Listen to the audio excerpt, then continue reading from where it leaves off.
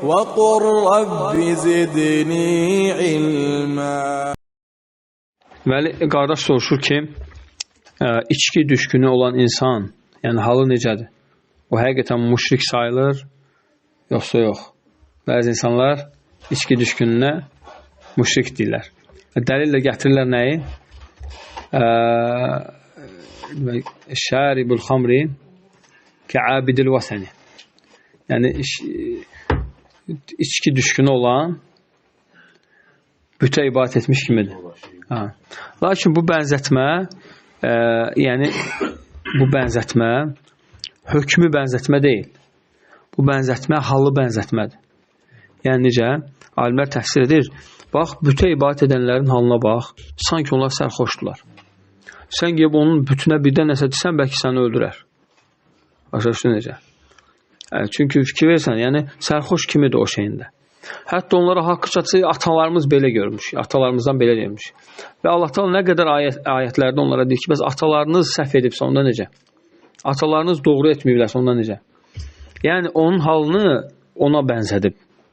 Çünki həqiqətən içki düşkünü də artıq nəfsinin quludur. Və ondan artıq qurtara bilmir. Lakin, elə bir hal yoxdur ki, Allah Azə və Cəllə o halın dərmanını, müalicəsini qoymasın. Mə ənzələllahu dəən illə ənzələləhu şifəən. Elə bir xəstəlik yoxdur ki, Allah nazil etsin və onun şəfasını da nazil etməsin. Mütləq şəfası var. Və ən böyük şəfa, vallahi, billahi, tallahi, ən böyük şəfa duadır.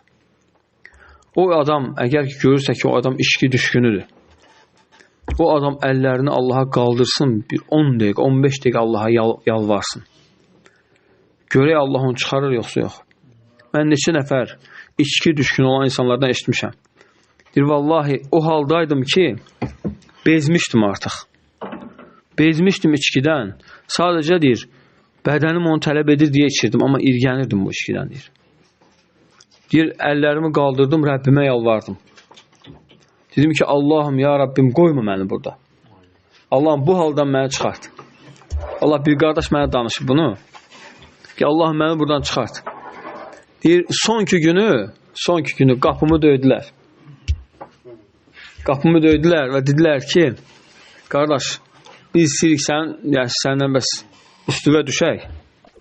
İstəyirik səni müalicə edək. Hətta bu içkidən qutararsan, canın qutarar. O da deyir, valla sizə Allah göndərib. Əlhamdülillah. Həqiqətən, əlhamdülillah, indi o həmin insan namaz qılır, ibadət edir. Allah qutarıb canı, yəni o ibadətdən, yəni münkər əməldən. Və bütün münkər əməllər belədir. Əgər insan düşkünü olubsa, götür o düşkünlüklərin biri nədir, qardaşlar? Qumar. Nə qədər insan var, qumara aludə olub. Qumarın içki kimi sərxoşluğu var. Qumarın içki kimi sərxoşluğu var. Necə? Allah Azə və Cəllə deyir ki, innəməl xamru vəl meysuru.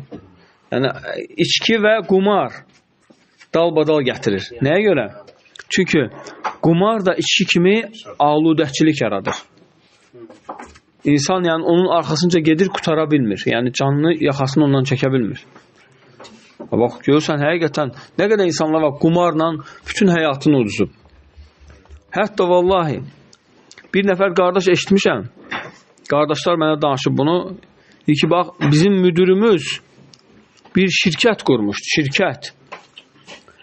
Deyir, hər şeyini uduzdu. Pulunu uduzdu. Bəlkə yəni 100 minlərlə pulu var idi. Pulunu uduzub. Hər şeyini uduzdu. Şirkətini də uduzdu. Hər şeyini uduzdu, təsəvvürlə. Axırda deyir, ailəsini uduzdu. Yəni, ailəsi yəni bundan üz döndərdiler. O mənada yəni. Ailəsinin üz döndərdi insandan, Allah qorusun. Səbəb? Bu qumardır, Allah qorusun. Ona görə yəni bu, Allah qorusun, çox pis şeydir. Ona görə insan heç olmasa yarıdadırsa qayıtsın. Qoy nə qədər itirib bitirsin. Yəni onlar geri qaydan deyil. Getdi. İndidən sonra həyatını qutar. Yəni ziyanın yarısından qayıtmaq xeyirdir. Ziyanın yarısından qayıtmaq xeyirdir. Bu həqiqətən çox əzəmətli sözdür. Həmçinin rəsul məl əvlə minər ribh. İmalın mayasını qorumaq qazancdan daha öndədir. Yəni nə varsa şükür elə Allaha, qayıt, tövbə elə Allaha. İnşallah yaxşı olur.